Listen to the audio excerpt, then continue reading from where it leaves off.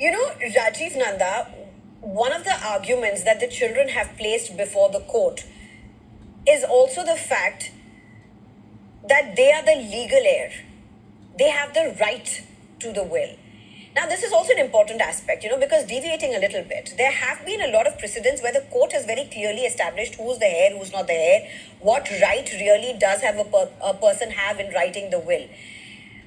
Is the fact that somebody, while alive, should ensure that the family knows the will, is that the best practice? See, the 2 points which you've raised. One is about the legal heirs, and second is how the person should ensure as to how his estate is to be dealt with after he's no more. So far as the mannerism in which the estate the person wants should be dealt with is dependent on two factors. Whether the property is self-acquired. In case the property of the person concerned is self-acquired, in case of a male, a Hindu, which the present case is, then for the self-acquired property, it is not necessary for him to have given it to the class 1 legal heirs.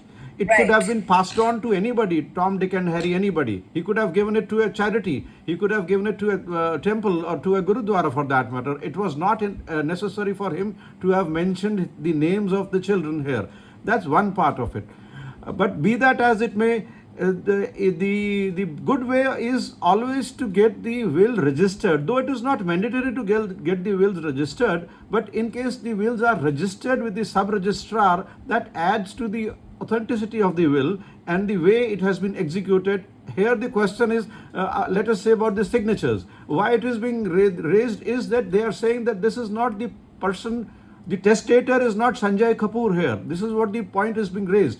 So if the will was registered for such a big amount of properties involved, then had it been registered also, which is a ministerial or administrative act with the sub-registrar, then it would have ended everything. The second part is the legal heirs. Legal heirs, as I said, may or may not, in case the property is not self-acquired, then the question of legal heirs come. It is not automatic that every time the legal heirs can come and say that, yes, my stake is there in the property. If the person... That's interesting. But here's the question. You're talking about property that's self-acquired or, whatever that's possible in terms of inheritance that is self-acquired and something that is not self-acquired. Now, the kids, in this particular case, one of the claims that they have made is some of the high-value properties, like, say, the luxury paintings, high-end paintings, that were also the family property, is not part of the will. It was part of the Kapoor family.